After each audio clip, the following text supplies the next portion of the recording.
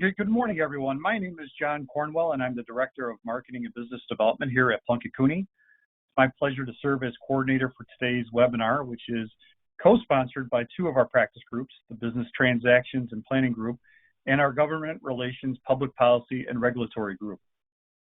We're all doing our best during this tough time to survive and not go stir crazy in our homes. And today's webinar is focused on understanding how the COVID-19 pandemic is likely to impact the state of Michigan's budget and services. Joining us today to try to make sense of it all are two real experts on the state's budget. Tom Leonard, who is a Plunkett Cooney partner and a former Speaker of the Michigan House of Representatives, and Representative Shane Hernandez, who is the current chair of the House Appropriations Committee. Before we get started, I'd like to take a few moments to provide you with some background about today's speakers and about our law firm. For those of you who don't know, Plunkett Cooney is based in Southeast Michigan and is one of the Midwest's oldest and largest law firms with approximately 140 attorneys. We have offices in 7 Michigan cities, as well as in Chicago, Illinois, Indianapolis, Indiana, and Columbus, Ohio. The members of our Business Transactions and Planning Practice Group provide complete business law services from new corporate formations to mergers and acquisitions to real estate purchases and sales. Business clients of the firm also work closely with members of our Government Relations, Public Policy, and Regulatory Group, who provide expert strategy and advocacy services in the areas of public policy, legislation, and regulatory law. Now we're going to talk just a minute about our speakers today. As I mentioned, we are joined by Tom Leonard, who is the former Michigan Speaker of the House of Representatives. A member of our East Lansing office, Tom leads the firm's government relations and public policy and regulatory practice, and he represents businesses in several Michigan industries.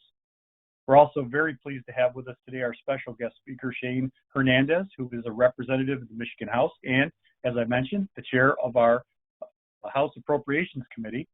He currently represents constituents living in the state's 83rd district, and he has that distinction of leading the state's budget discussions year in and year out. So he's certainly well qualified to help us tackle today's complex subject. So welcome, gentlemen. I really appreciate you being here today. And just before we get started, a couple quick housekeeping notes, because I know folks always want to ask questions throughout webinars like today. And we are going to use our questions widget from GoToWebinar. So please locate that on your navigation display on your desktop there. You can feel free to type in questions at any time. And at the end of our formal remarks, we'll get into answering as many questions as time permits. I also want to mention that today's session is being recorded, and that recording will be available on the event page of our website, which is located at www.plunkettcooney.com. So feel free to share that link to the event recording with your colleagues, or simply direct them to that page if they would like to locate it. Thanks again for attending, everyone.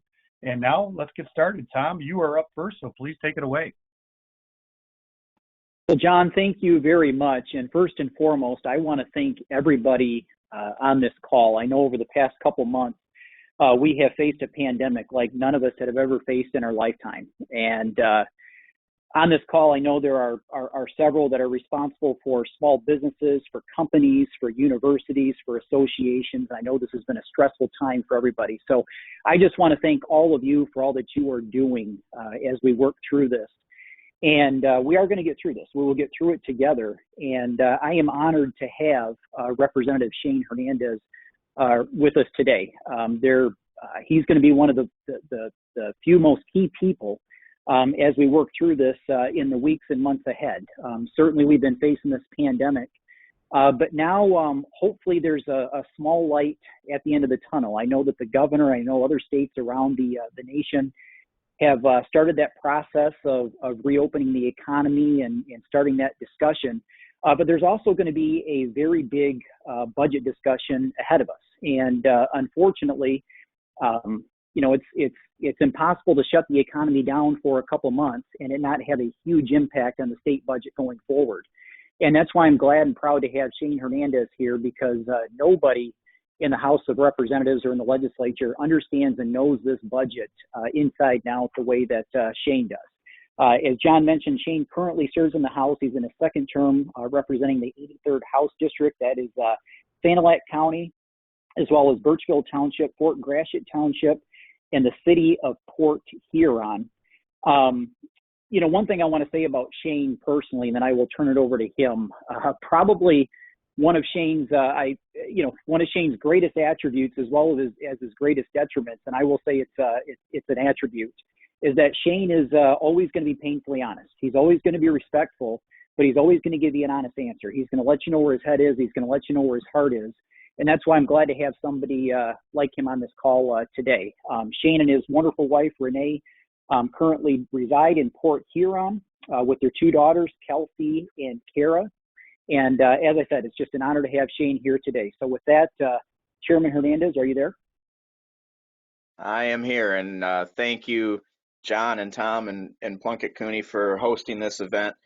Thank you, everybody, for taking the time to be on with us today.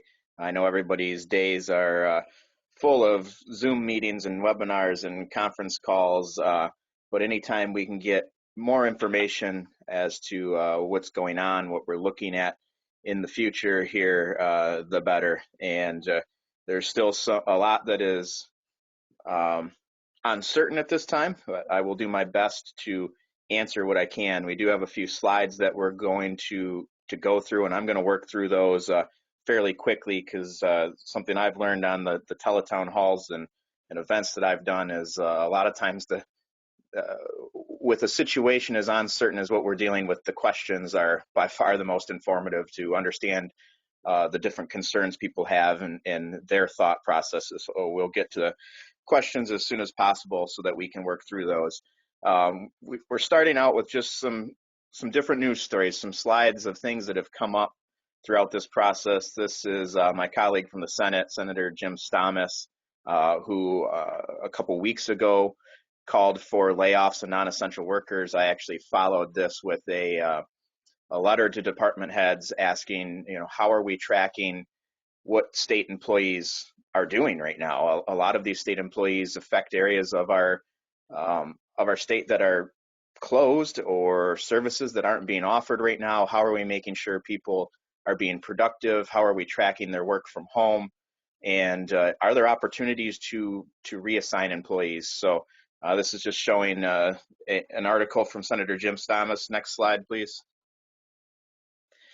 I'm sure many of you saw the Nolan Finley opinion piece from, I think this was about a week ago right now, talking about needing to start working on the state budget right now. We have two things we need to be doing.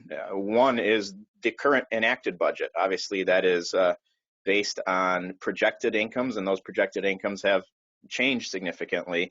And then the next budget, which we'll get to a little bit more probably later in this, about that timeline and what that looks like. Typically in the state of Michigan, a budget year starts October 1st and runs through September 30th. So we are in the middle of when we would typically be working on a budget. Another news story talking about state and local governments, service cuts, and just projecting what we might see on the horizon. Next slide, please. A few slides here showing the state budget process itself. I think it's important for everybody to know what we're showing here are not private documents. These are things that if you were to go to Michigan House Fiscal's website, you could find these documents. You can find analyses and read through this and understand the budget process. This chart that you're looking at right now is actually about 3 times this height. There's a whole bunch more to it down below that you can't see on this slide, but this shows how complex the flow of revenue and then the output of appropriations is in the state of Michigan. It actually, you can track every dollar, what percentage of income tax goes to which use. Very useful chart that you can find on House Fiscal site, just kind of breaking down that budget process for you. Next slide, please. This is the total state restricted revenue. So state restricted revenue is revenue that is restricted by law. So if you were to, it would be our road funding, basically. It is a state collected tax but there is a law restricting how that is used, as opposed to a general fund, which I believe may be our next slide. Here's the general fund. So this is revenue that comes in through a state source, but is not restricted by a current statute. This is revenue that the Appropriations Committee has full control over in each appropriations process. I do think it's important to point out, a lot of people will say that restricted revenue is something that we don't have control over. I actually disagree with that. The legislature writes statute, and we can change that statute with each budget if we were to choose. But the total resources there you see are in the general fund are $11.1 billion. So it is a $60 billion budget. 11.1 of it is general fund that can be moved around by the Appropriations Committee each year. The other two main categories would be that state restricted and the federal revenues. Next slide, please. This is the school aid fund and lottery revenue. So this shows you where the school aid dollars are coming from. The majority of it being sales tax and income tax. So when we're talking about school aid, the changes in our sales tax revenue heavily affect our school funding each year. And then you see all of the other areas. I'm quite often asked about lottery and how does that affect our schools. The lottery funding does go to our schools, but you can also see on this chart how small of a piece of our school funding that is, right around $1 billion, but our total school aid funding is $14.3 billion. Next slide. This is our transportation tax revenue. Again, you see the majority of it through registrations and gas tax. Both of these areas we can imagine are going to take a pretty good hit. A lot of people are not traveling right now. A lot of people aren't registering new vehicles right now, as it's very difficult to actually purchase a vehicle at the time. We believe just recently opened the ability to purchase through a dealership remotely, but still sales are going to be down significantly. It's going to affect our transportation revenue. This shows $2.7 billion. There is an additional amount of federal funding on top of that. We spend about $5 billion a year on our transportation fund. Next slide. This is individual income tax revenue, where that goes. Again, you see a bulk of that goes into our general fund, another chunk of it into the school aid fund, and then the transportation fund, and then a couple other small areas. All of these, again, I would expect to be affected. I don't think that there's a revenue stream in the state that isn't going to be affected by the situation we're dealing with. Next slide. And then our sales tax revenue. This slide shows just how big of a portion of the or how important sales tax revenue is to the school aid fund. Almost 73% of our sales tax revenue goes to our school aid fund. Then the next biggest being general fund, general purpose. Then also, I know we have, I would guess we have some people on here from local government. That revenue sharing portion you're seeing is about 10% of our sales tax revenue goes to that revenue sharing to our locals. Next. This is a very simple slide. Net business tax revenue goes into our general fund, gives us nearly $1 billion. This is a little more volatile on what we bring in per year, depending on different credits that are out there. This one is one that's a little bit harder for us to predict, but it's also not a huge part of our state budget. Next slide. Now we're getting into just showing, this is the House Republicans comeback roadmap that was laid out last week, I believe. It's a 3-tiered approach. It is available on the Michigan House Republicans website if you haven't been able to read through that. Next slide is, I believe, just another portion of this, going through what those tiers look like, what our suggestion as House Republicans are to the governor. This is a document that came out of our caucus as a whole. Obviously, there's 57 of us. There are differing viewpoints, but this is a document of the areas that we could agree on as a House Republican team. Next. All right. Now we're getting to some of the articles showing what are some of the results. Obviously, we started this presentation with the slide from Senate Appropriations Chair Stamas calling for layoffs of non-essential state employees. This past week, we heard about a wave of those layoffs. We have nearly 50,000 state employees, 2,900 of them are laid off currently for, I believe, 10 business days at this time. We'll continue to keep an eye on that and monitor it. This isn't necessarily, in my opinion, this isn't viewed as a fix to our budget issues. I think a lot of people want to say, well, it only saves $5 million. This is a necessary step. We have 50,000 state employees. We have people that are working in areas of our economy that are completely shut down. Throw out an example, a liquor control commission. I'm pretty sure we're not issuing a lot of new liquor licenses right now. We need to be conscious of this. We need to be conscious of the fact that the state has shut down a lot of private businesses, and we have to make those difficult decisions ourselves. And we need to either be able to reassign these people to areas that are under extreme burden right now. The unemployment insurance would be one of them, or we need to do temporary layoffs. So just another article about the temporary layoffs. Next slide. This is getting into another area of our economy and our budget that is going to be interesting to deal with as we go forward. Our universities. As we went through those slides, I'm not sure if anybody noticed, the universities are one of the bigger draws off of our general fund. So when people are talking about where is the state going to cut, typically they think that those cuts are going to come out of general fund. If we were to look at the general funds, our biggest draws are our corrections system, our universities. So a lot of times those are looked at as areas where some of those cuts may come. Obviously, there's challenges with both of those. Our correction system would be a big challenge as well, but we'll get into those as we do questions. Next slide.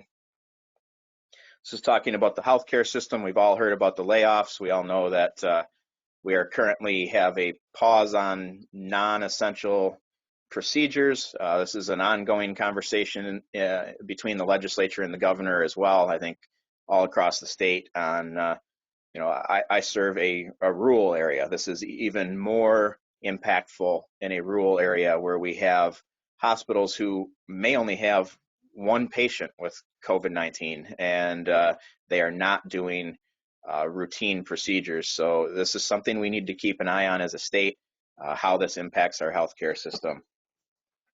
And I think at that point, that's just a basic background on this. We can move into questions.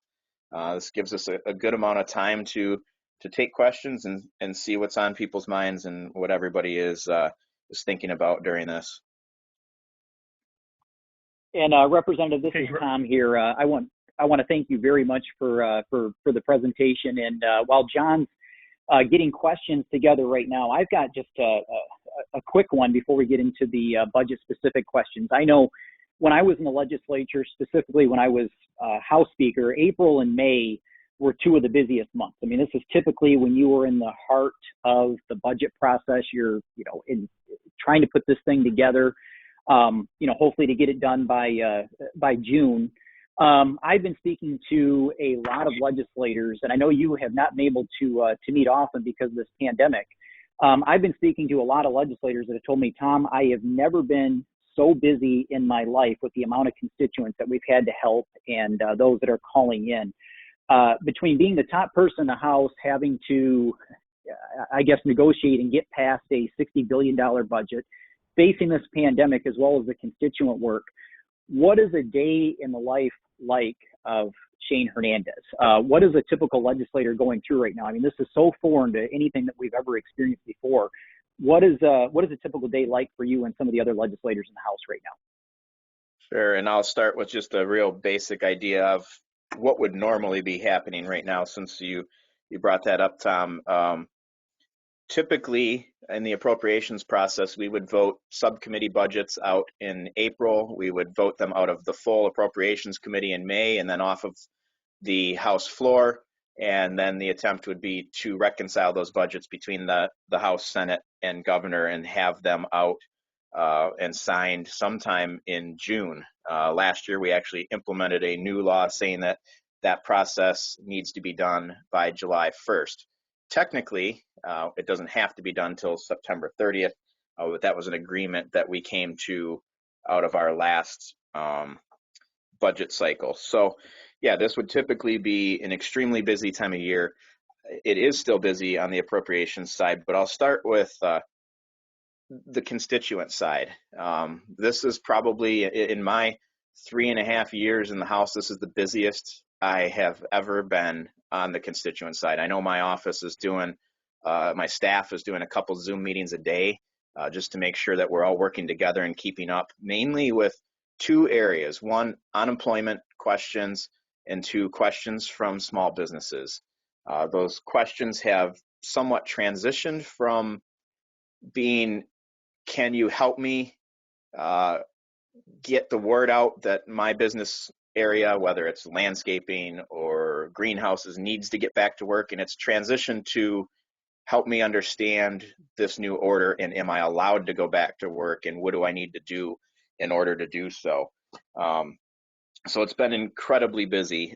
Even myself as a legislator staying home,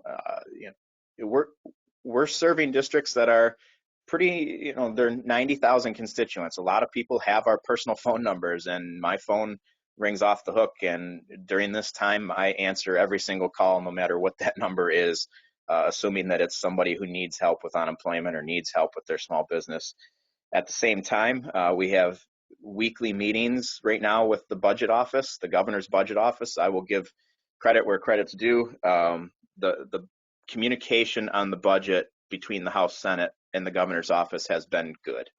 We've had weekly updates on where we are on spending for a COVID response. We've had updates on weekly where we think we are on revenue, which we're still in a difficult time to tell where we are on revenue. And we've had updates on the federal stimulus packages that are coming in, and how do these help us maybe fill some of the holes that are in the state budget? How do these help us in our response to COVID-19? And then on top of that, I have, I believe it's 16 subcommittees of the Appropriations Committee. And so we have also regular meetings weekly with our subcommittee chairs. It's hard to give them a full picture right now of what a target budget might look like, because again, we need to know, when are we getting back to work? How long is this phase-in going to take to understand our full revenue picture? But we need to begin a process right now, and have been working on it for a few weeks, of what are areas of our budget that we don't feel that we can touch, that are necessary? What are areas of our budget that we do feel can be trimmed back? And then maybe even what are areas of our budget that we might not want to trim back, but we might need to trim back. So we're working forward in that process. It is incredibly busy, and I'm sure every legislator across the state is incredibly busy right now answering questions for constituents.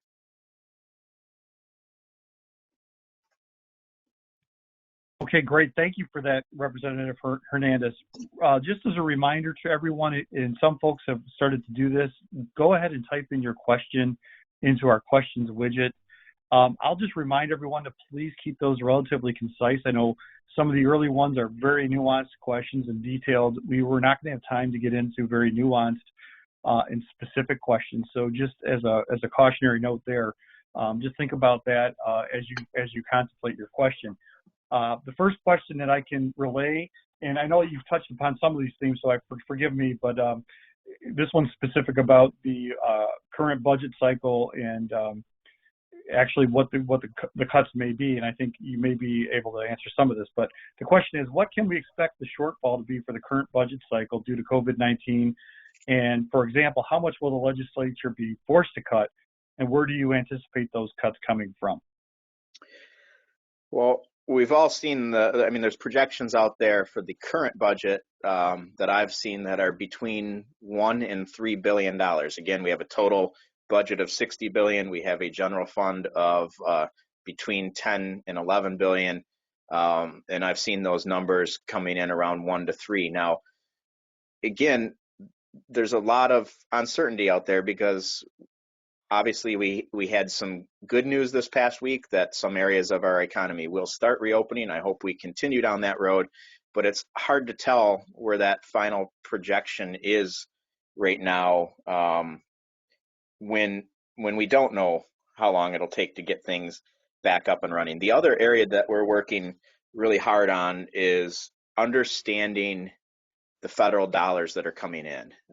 We do know that there's areas where we can use that to backfill some Medicaid dollars, but we also know most of the federal dollars that are coming in right now are for pretty specific purposes.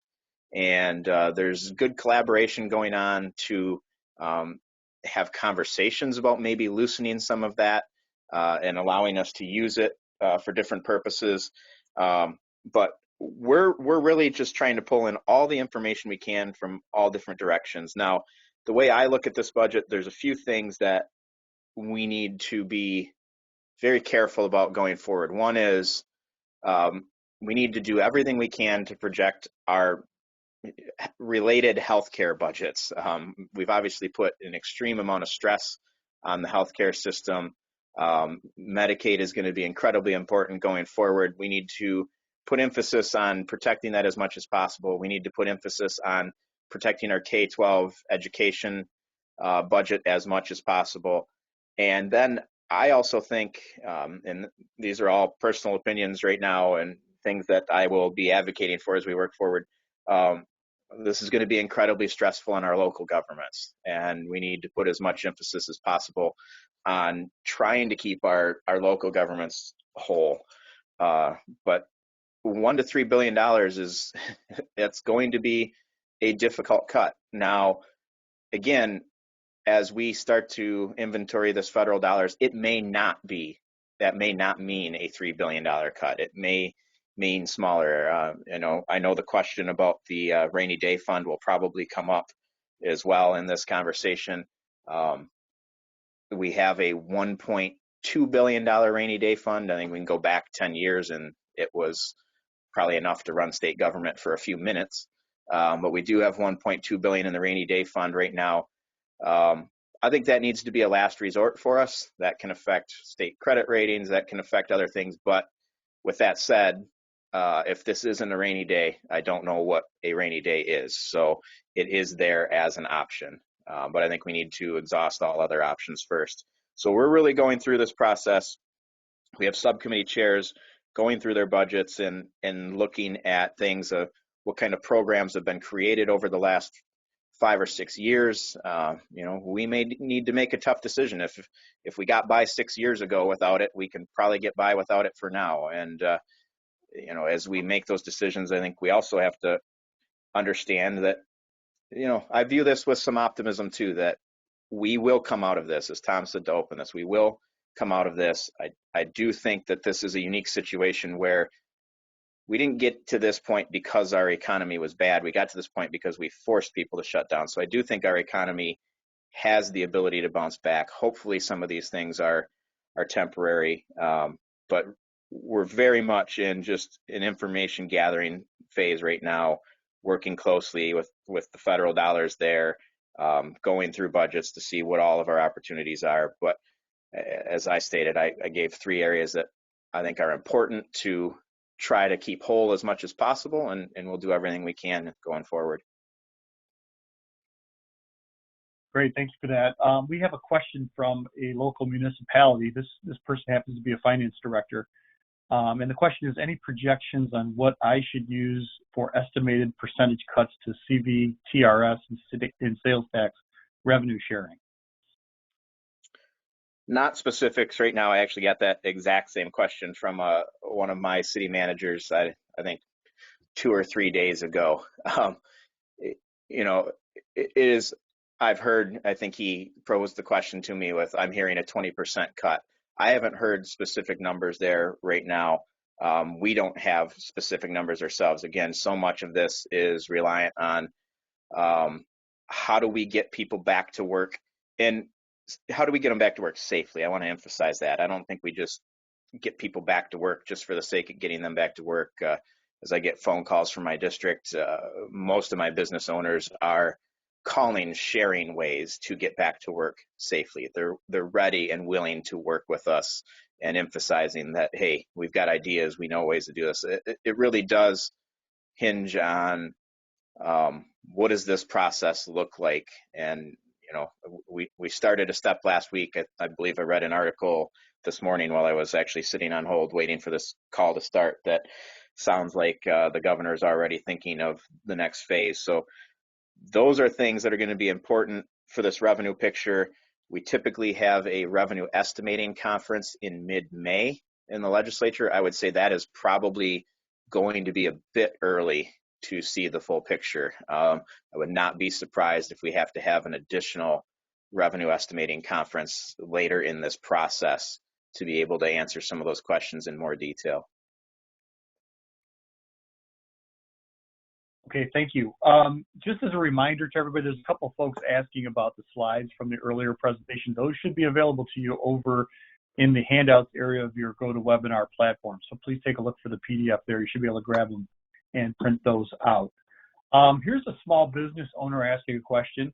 And it says the main competitor for talent is arguably unemployment benefits insurance. Now, as employees are earning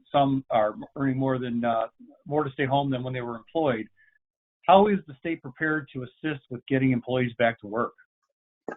Yeah, a common question that has come up. The unemployment side and that extra $600, something that is federal that has come in, that is sort of out of our hands. But we've had those conversations of how do we assist people in getting back to work, and a lot of that has been circled around, are there ways to take existing job attraction programs and turn them into temporarily job retention programs? I think it's far more important right now in the state of Michigan that any economic development dollars we have, and that hopefully we still have after we get through this budget process, are much more centered on making sure that we can get our existing businesses back to a healthy point, more than attraction at this point. And we've started conversations about that, and we'll definitely continue those. But I think it's a great point. It needs to be something on the front of all of our minds that typically we've been riding a good wave in the economy here, and we've been very much focused on attracting new companies. That focus is going to have to shift to retaining companies that we have. Great. The next question has to do with stimulus dollars. If you know what plans exist to distribute state stimulus dollars to aid local government in covering their added costs and diminished revenues.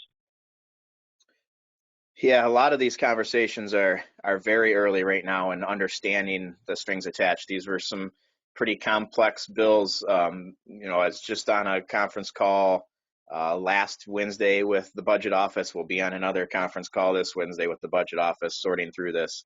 There's been, just to give examples of specific conversations that we're having that I think I can share openly here.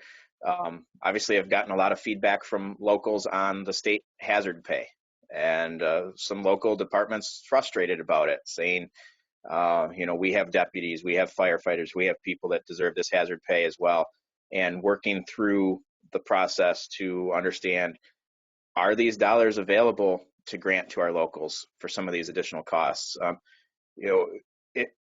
We're digesting it all as quickly as possible. I think we're getting close to understanding some of it better, and knowing if we can get those dollars out. But I can tell you, federal aid dollars right now, the state has spent very little in federal aid outside of something like unemployment insurance, because we need to understand all of the strings attached and how these programs work.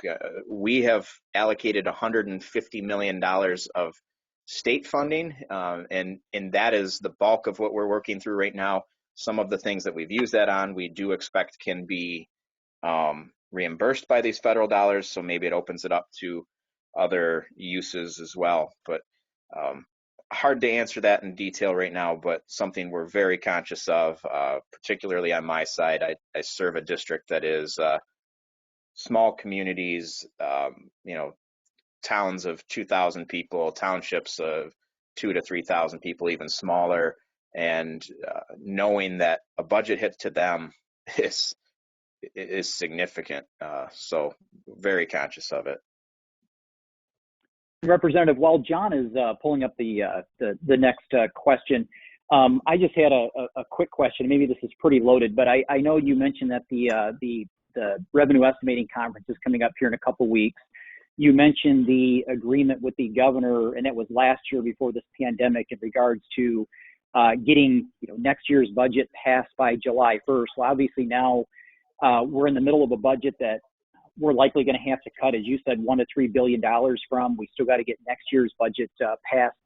Do you guys have any idea yet how this process is going to look going forward? Are you still going to try, is it going to be a two-prong approach? Are you still going to try to pass next year's budget by July 1st? Do you have an agreement? Do you know how that's going to look?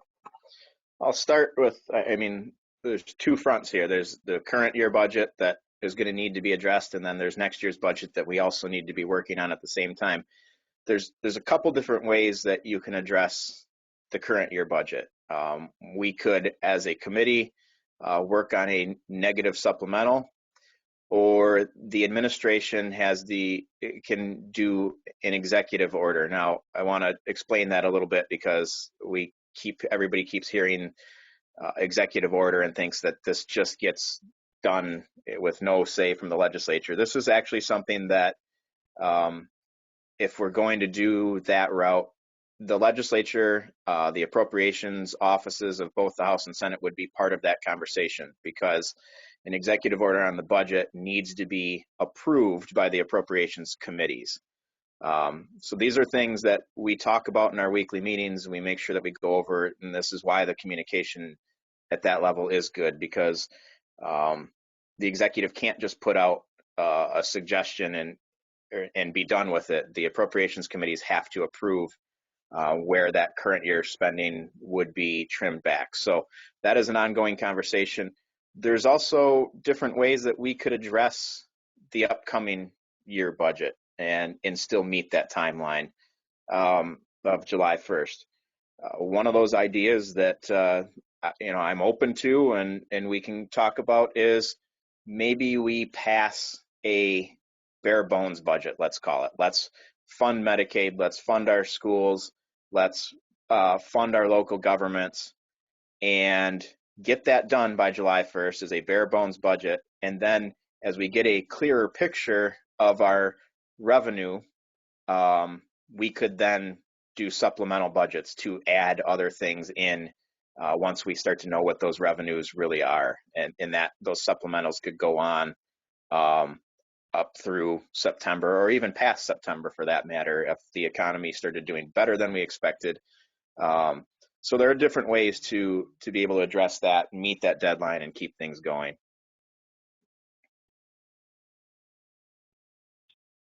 Great. The next question we have has to do with university funding. And the question is, wouldn't cutting money from universities that have these huge endowment funds make sense in a time like now?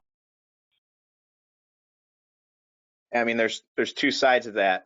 Obviously, universities they're almost entirely funded general funds, so that is one of the areas that is going to become a big part of the conversation. It's also an area that currently right now they're not at their facilities, they're not being used. So I do think that universities will be a big part of the conversation. I've heard a lot of comments on them having these endowment funds.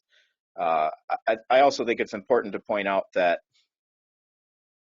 no matter where we go with it, I am optimistic about being able to come out of this, and a lot of these decisions being temporary decisions as well. So, it is definitely a part of the conversation going forward. I don't want to give any impression that we've made decisions like that or anything like that at this point. We're still trying to get a clearer picture of the revenue.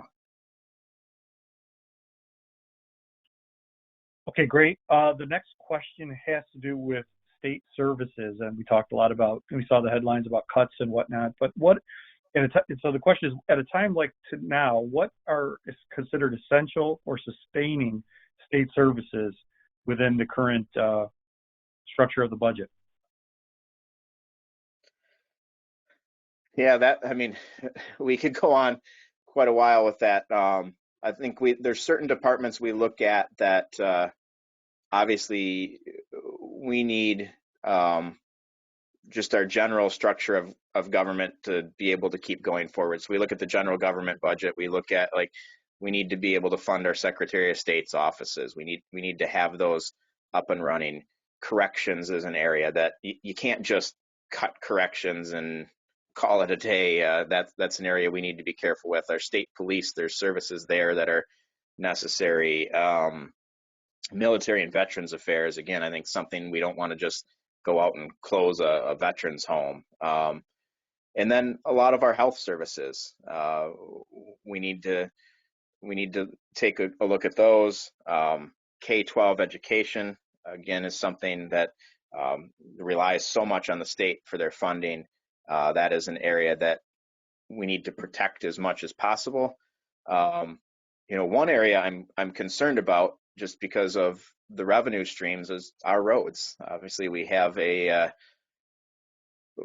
up until COVID-19 became an issue, our roads were probably the biggest issue in the state of Michigan. Now, looking at how much people are traveling, prices of gas, and those areas, I would expect our revenue for our transportation fund to be down pretty significantly. So that's an area we're going to have to look at and have some serious conversations about. But every budget has programs and areas within it that this isn't just take a wide brush and say, this department you're getting cuts, that department you're not getting cuts. This is something we have to get into every individual line item and analyze it on its own merits. And that is exactly what we're doing with our subcommittees right now. We've asked every single subcommittee chair to go through every individual line item and analyze each program on its own merits. So it's a much more detailed process than it is a broad brush process. Okay, the next question has to do with potential tax increases. Do you expect a push for tax increases as a result of the COVID-19 situation? And if so, what kind? I'm sure some will push for tax increases. My position is, as we have small businesses and individuals trying to get back on their feet, I do not support a tax increase. Interesting you mentioned small business. There's a question here about supporting small businesses. And, is there anything the state can be doing more to support small business at this time? Yeah, we have, I'm somebody who believes that the legislature needs to be talking about getting back into session sooner than later. We as a caucus have put together a list of different legislation that we believe could help small business. And in the immediate response to this, obviously, what the federal government could do through loans and grants and things like that is far more significant than what the state can do. I think, what they offered in their first round of loans was like 6 times our state's entire budget. So, dollars wise, it's going to be hard for us, but I do think that there are some legislative things we can do, deferring tax payments, moving different things around. There's definitely legislation that is being discussed that we're going to need to look at going forward when we get back into session to jumpstart things as quickly as possible. Okay, as a reminder to everybody, please go ahead and type in your questions. We're getting down to the bottom of the list right now. Enter them in the questions widget of your GoToWebinar platform, and I will try to ask a couple more. Here is a question regarding agriculture, the agricultural industry. The question is, are they, I assume you, aware of the severe issues agriculture is experiencing? And if yes, what if anything can be done to help? Yes, very aware of it. Sanilac County, which is the bulk landmass of my district, is one of the top agricultural producing counties in the state of Michigan. I think it's normally in the top 3 counties in the state. So very aware of the effects it's having. I think it's important to point out the agriculture budget in the state of Michigan, I believe, is under $150 million. Even though the agricultural industry is a $100 billion industry in the state of Michigan, our budget on agriculture in the state of Michigan is below $150 million out of $60 billion. It's one of our smallest budgets. We spend more on almost every other budget. So much of what happens agriculturally is federal. That doesn't mean that we aren't working with our members of Congress. We aren't working with MSU Extension, ag groups in our district to make sure that we are attempting everything possible. But a lot of what we're seeing, even with just supply chains, I think really depends. It relies on how do we start to phase things back in a safe manner and get things back up and running, and then the federal government talking about what kind of loans and grants are available. I mean, if we use our entire $120-some million agricultural budget to put into our agriculture, we wouldn't even put a dent in it. Ours is a lot more research based, a lot more just educational based, and a lot of that is at the federal government level. Great. Representative Hernandez, are you aware of any advocacy going on at the state level for a federal bailout as a result of what's going on? I read about it in the national news. I'm assuming you're asking specifically about a direct bailout to state budgets, correct? That's what it looks like from the question. Yes. Yeah. Other than what I've read about in the news, not aware of any major push for it. Again, our advocacy would be more on the end of giving us some additional flexibility of what we can do with the federal dollars that have been allocated toward the state. That is much more the route that we're working on right now. Okay. Representative, if I may, I was going to ask just a quick question going back to something a little bit earlier, and it just hit me. One of the things that I learned when I came into the legislature had to do with budget cycles and local governments and school budgets and what have you, and how they don't necessarily coincide with the state budget in terms of when those budget cycles begin. Can you explain why it is so important to have the state budget done for local governments and the school aid fund?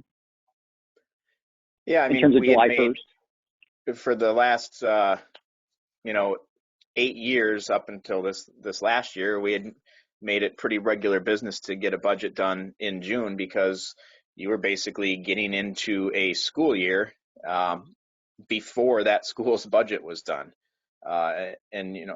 The state budget runs from October 1st to the end of September. We don't technically aren't required to do it until the end of September, but that causes some big challenges for our local governments and schools that are operating on assumptions, operating and not being 100% sure what the state aid is going to be for that cycle. I believe it's a good practice to try to have that done in June, which is why we agreed upon a bill last year after going right up until that last day in September. We agreed upon a bill at that time that would put it in statute that budget should be done July 1st.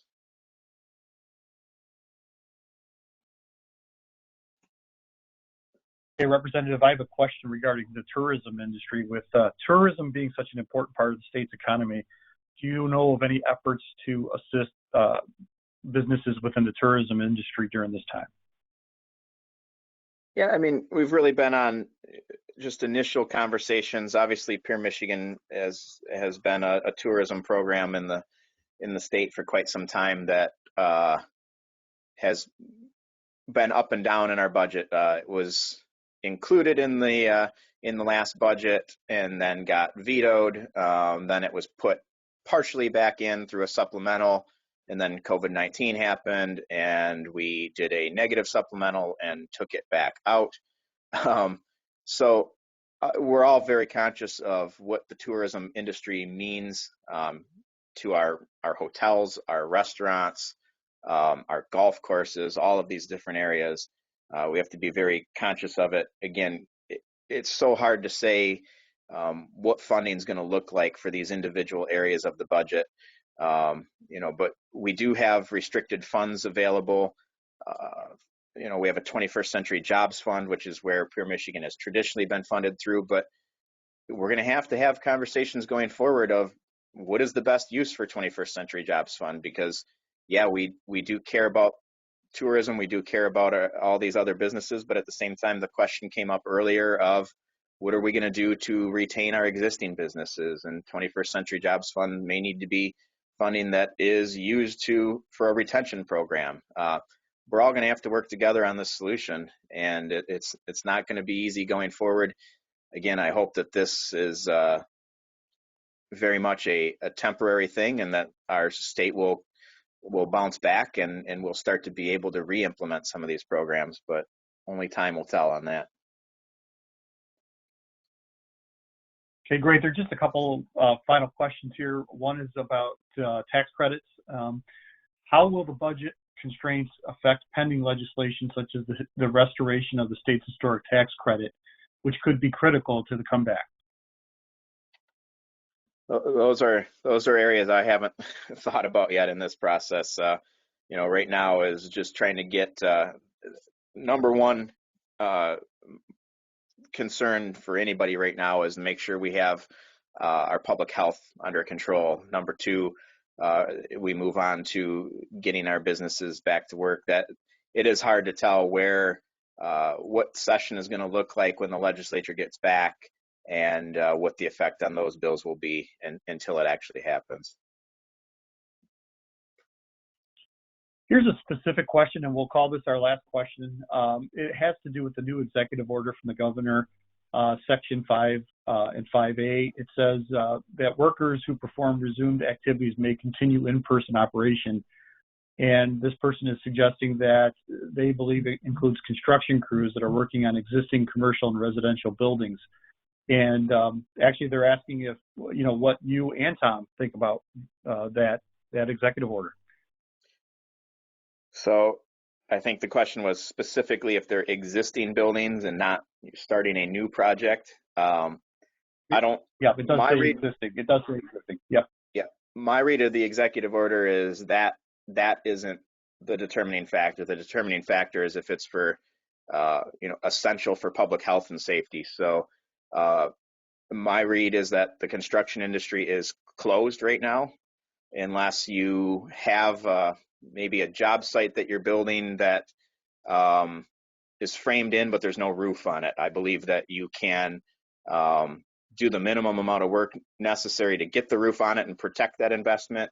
Or if you have an existing building where maybe one of their utilities is shut down, the water, the electric, the heat, I believe you can do the minimum amount of work necessary to get that going. But under the order, my read is that is all you can do. And I am somebody who comes from a construction background. I have a master's degree in architecture and did 12 years in commercial architecture. I fully believe that we should adopt the federal guidelines that allow our contractors to get back to work. But I believe under the existing order, you can only do what is necessary to protect a job that is in progress or is necessary for health and safety, which would be, utility related. Yeah, John, I would say, this is Tom here. I would say Shane's understanding is the same as mine. For our viewers or our listeners, the Detroit News had an article yesterday morning. There's a gentleman in Birmingham, I believe he's supposed to have a hearing in one of the circuit courts this morning, because he's faced with that situation where the home is not boxed in yet, and he's at least trying to get that completed. And I believe there's a court hearing on that this morning. And the governor was on one of the talk shows with Charlie Langton yesterday morning. And I believe she said that, something like that would be fine in terms of getting a roof put on the home to make certain that it doesn't rot, or you can at least get it boxed in. So it's kind of gray right now, but my understanding would be the same as Representative Hernandez's. Okay, great. I don't see any other questions in the queue at this point, so I'm going to go ahead, if it's all right with you, gentlemen. If you have any final thoughts and kind of wrap things up, I'll say a couple of closing remarks, and we'll be done for the morning. Any final thoughts, Representative Hernandez? Oh, I would just say thank you for everybody taking the time to join us, and I'm just going to echo what Tom opened this with, is that we will get through this, and we'll get through it together. I do believe that we can bounce back.